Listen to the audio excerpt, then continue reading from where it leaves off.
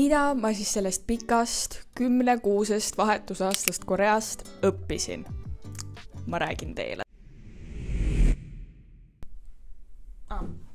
저는 능력자로 활동하고 있는 Elisa입니다. 반갑습니다. Ei, ma ei räägi seda videot korea keeles, see on minu tutvustus. Sealt võib-olla olete jõudnud sellepärast, et vaatasite ka eelmist 2 videot, mis rääkisid sellest, kuidas ma ennast ette valmistasin ja kuidas mu vahetusaasta üldse välja nägi. Kui te ei ole veel neid näinud, siis kindlasti vaadake. Siis siia täna teie ette maha, et jälle provide teile some value. Mida ma sellest vahetusaastat õppisin? Kõigepealt ma peaks mainima, et see oli üks minu elu paremaid otsuseid, kui keegi tuleks minu Elisa, mis on olnud sinu elu kõige parem otsus? Tegelikult, ma arvan, ma ütleks vahetusaasta. Ja nüüd räägimegi miks. Kõigepealt ma tahan kohe tegelikult öelda ära kõige tähtsama asja, nimelt keel. Wow! Peaks mainima, et keelega ei tule kaasa mitte lihtsalt see, et sa saad teiste inimestega suhelda, vaid kogu see kultuur. Mida ma siis selle keelega peale hakkan? Peale selle, et ma sain endal vahetusaastal nii palju häid kogemusi tänu sellele, et ma oskasin inimestega suhelda. Peale selle ma praegu annan korea keele tunde, mis kas pole mitte imeline. Ma saan aidata ka teisi inimesi, et tulla Koreasse ning saada neid kogemusi, mida ma olen saanud. Teiseks, ma juba ütlesin, ma olen hetkel ka Koreas ning ma tulin siia selleks, et tegeledagi tantsu ja laulu ja YouTube'iga ja üldiselt tänu sellele keelele ma saangi tegeleda väga paljude asjadega, näiteks nagu laulude kirjutamine ja YouTube'is inimestega rääkimine. Wow. Järgmiseks suhted.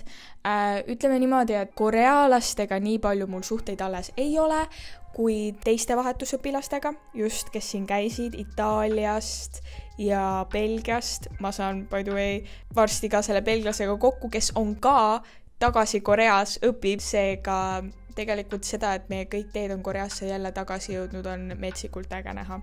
Perekonnaga mul nii palju suhteid järgi ei ole, kuid nagu ma juba mainisin, siis me saame belglasega kokku ning me lähme enda host emale ka külla Teegusse. Ma olen küll Soulis praegu. Ütleme niimoodi, et suhete poolest metsik. Järgmiseks ilmselt, mis on suurusjärguselt kõige kõige suurem asi, tegelikult ma paneks selle isegi esimeseks. Iseseisvus. Sa tuled üksinda riiki, sa räägid minimaalselt seda keelt ning sa pead saama üksinda hakkama. Kui see ei tee sind iseseisvaks, siis ma ei tea, mis teeb.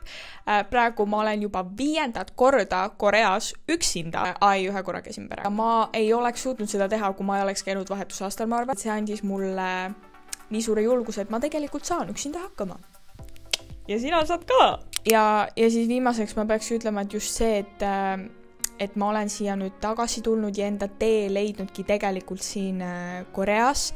Ma käin küll Eesti ja Korea vahelt suhteliselt tihti, aga tänu sellele vahetusaastale leidsin ma selle nii-öelda teise kodu endal siin Koreas.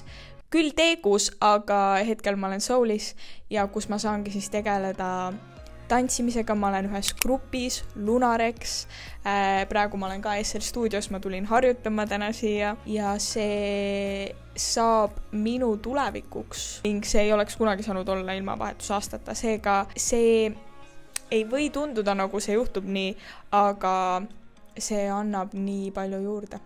Ja tegelikult need ongi 4 põhilist asja, miks ma olen nii õnnelik, et ma just vahetusaastal käisin. Ma loodan, et need aitasid kaasa kuidagi. Järgmine nädal tuleb live, seega kui on veel küsimusi jäänud, midagi, mida soovite teada minult või lihtsalt minuga jutustada minu vahetusaastat või millest iganes, siis kindlasti joinige järgmine nädal meie laivi. Followge nii Asset kui mind ka Instagramis ning kui on veel huvi, kuidas minu Korea elu välja näeb, siis saate ka minu YouTube'is seda vaadata. Aitäh teile, et istusite siia koos minuga maha. Kui sa veel ei ole vahetusaastal käinud või mõtled sinna minna, siis kindlasti mine.